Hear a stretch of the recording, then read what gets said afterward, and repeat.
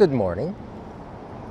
I'm here at the lawn, well, it's a cemetery actually, of St. Mark's Church on the Bowery. Now the Bowery is really over there, like another block, the street called the Bowery. But this is St. Mark's Church, a very old church built in 1799 here, and a landmark in the East Village here. It's also a church that's used for the poetry project. So they have for years they've had poetry here, poetry readings, famous poets. I think I actually walked in one of those doors and went to a reading of Lawrence Ferlinghetti in here. So yeah, that kind of a place. And they also have church of some sort. So today's book is We Are Proud Boys by Andy Campbell. Now, I've been thinking about this book. When I think of this, the title of this book, I keep going to this. I don't know how I suggested this to myself, but I want to offer it to you as a hypnotic suggestion. Your eyes are getting very heavy and you're getting sleepy watching this video. Don't look at the blinking lights. Just listen to my voice as you get calmer and calmer and calmer. Ah, yes. Now, whenever you hear the name Proud Boys, you will think, just as I do, when you think We Are Proud Boys, you will think, Go, go, Power Rangers. That's kind of what I feel about this kind of thing. These groups of boys, crime-fighting teams, and actually, this was at the library in the new books, and I just, happened by, and I thought, okay. I heard an interview with this guy on David Rothenberg's Saturday morning show on WBAI radio.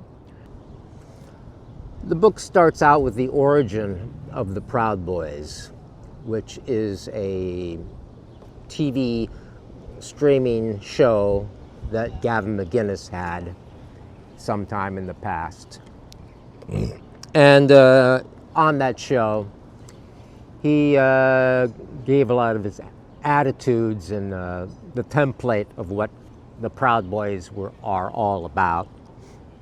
Essentially, they like to cast themselves as a beer drinking club. They like to drink beer, but they also like to get in fights and mess stuff up. And that's why I think of the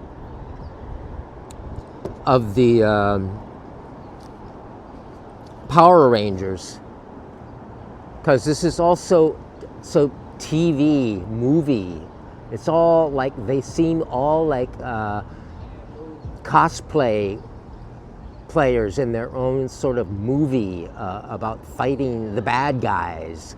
It's incredible really how distorted we are by media, and then when this interfaces with politics and everything else that goes on in our lives. Anyway, so McGinnis started this outfit. We are Proud Boys. We are proud to be the white people who built this culture. We're not ashamed of having built this wonderful culture that we all live in. And yeah, okay, the culture is okay sometimes, but on the other hand, it's pretty horrible in a lot of other ways. So, but they're all for it, and they got all their tattoos and their little outfits, and they go and beat up leftists when they can find them. They fight the plague of the Antifas. It's all just, I don't know. I've never been able to really join a political group wholeheartedly and fought 100% for our team. That's probably a failing. At least you can say about the Proud Boys, they've somehow escaped the harder edge of the rugged individualism, which has been more of a problem in my life, in that I don't really trust anybody, any club that would have me as a member, which I think was a quote. Groucho Marx is quoted as saying that. So, or something like that. So much about our current society that is so alienating and so isolating that we just tend to feel kind of out here on our own. And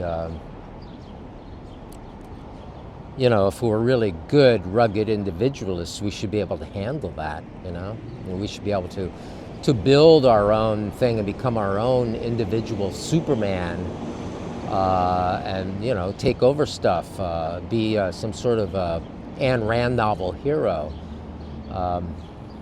Unfortunately, for a lot of us, it doesn't work out that way. It didn't work out that way for me. Not particularly Ayn Randian, but I was definitely a Richard Kimballite. I saw myself as a fugitive from the chain gang of your society, your nice, pleasant world society, and I've kind of gone from episode to episode in my life, changing the cast of characters, and then moving on to the next job, people, everything else, which is not really a very nice way to live, especially when it comes to the other people part of it.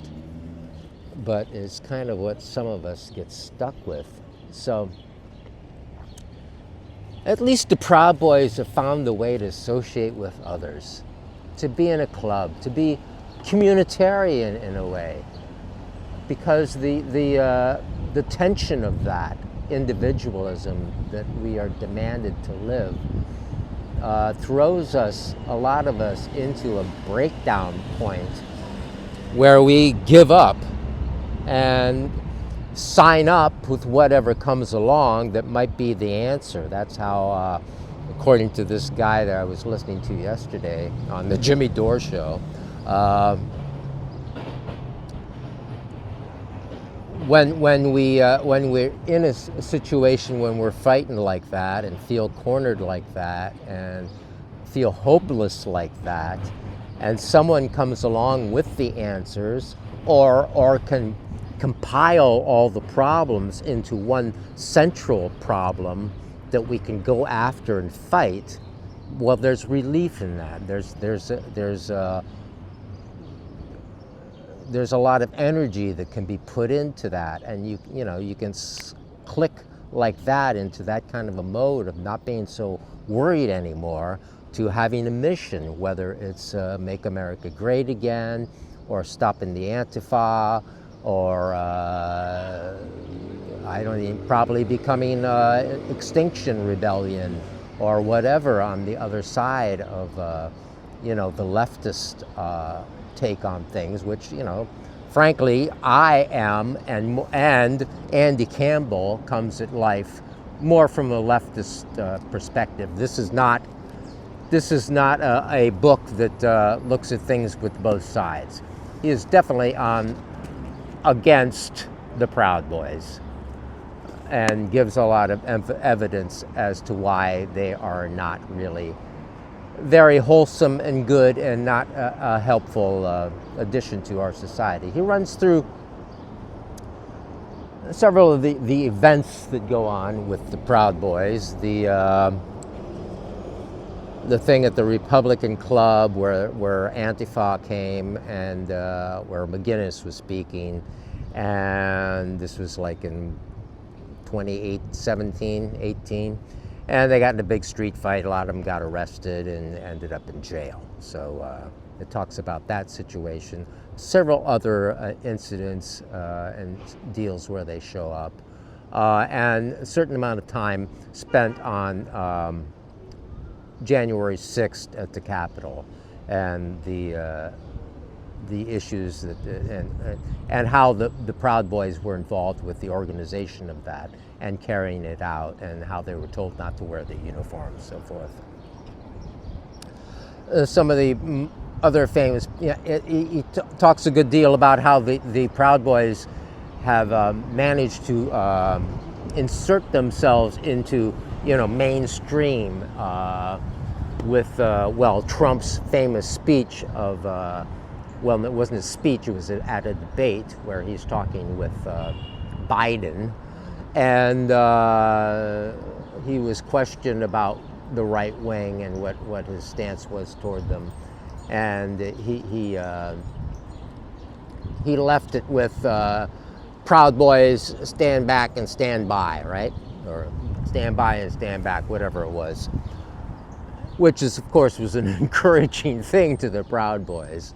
Also, Proud Boys have been friendly for years with Roger Stone, who appears in a lot of these things. This is old-time dandy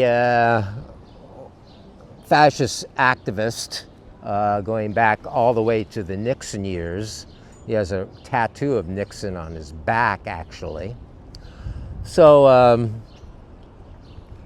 there's a lot about Stone in this as well, and how the press has treated them, and how the press reports a lot of these things. How the press will blame the Antifa, which, as this sort of mysterious, all-powerful group that is, doing all these things to bring down America, so forth. When I see Antifa as basically a defense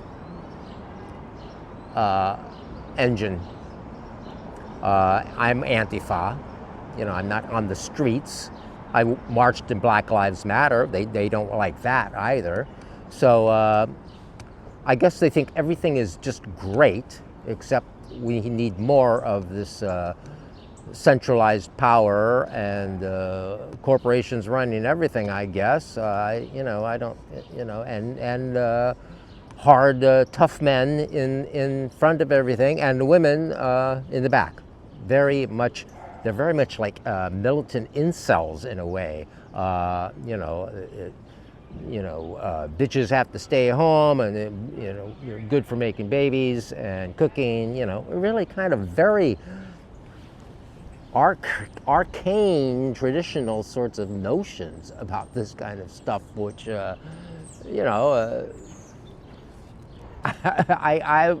I've never been partial to, and by the early 70s, coming into interface with through political movements with second wave feminism, I'm certainly was more and embraced all that. I'm more of a radical feminist than I am anything involved with what these guys are all about. Now they got all the guns, and they got all the hardware, and they got outfits, and they got all these Kevlar shit and everything, and it just got great outfits. It looks just really, they look really fabulous in all their gear. I mean, if you go for that kind of a look. So what do I think is going to happen with all this stuff? I think the Proud Boys are probably more or less played out, maybe playing out. Some of them will probably evolve into other things. Another thing that clicks into my head, there's Enrique Tarrio, who took over the head of the Proud Boys after McGinnis bowed out, and I keep thinking of Denny Tarrio when his name pops up. Denny Tarrio will mean nothing except to a few people who are almost as old as I am, but Denny Tarrio is much more entertaining than Enrique Tarrio, I'm sure. So, kids, you're in a bad place here with these people. I don't know. It's so I would recommend the Proud Boys. We Are Proud Boys, or Power Rangers are go, for that matter, as being an entertaining book, informative, how a right-wing street gang ushered in a new era of American extremism.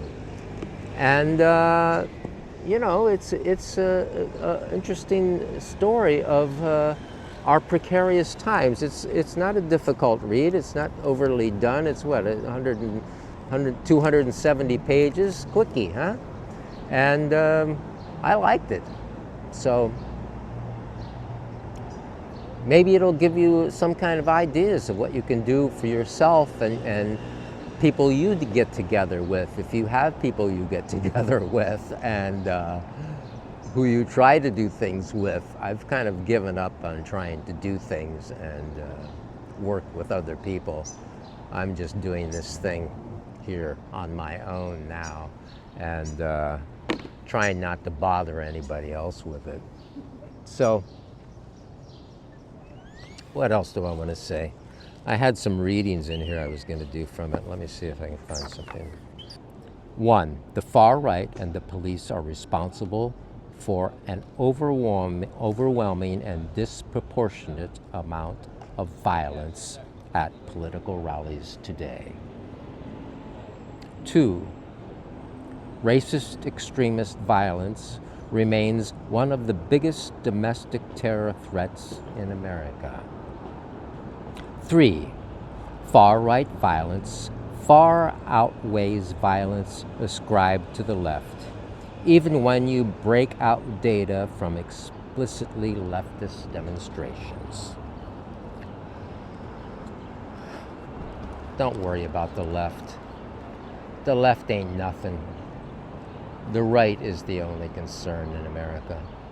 And the center right now, the extremism of the military-industrial complex and anybody who goes along with them, which includes, I guess, the Democratic Party and the liberals today.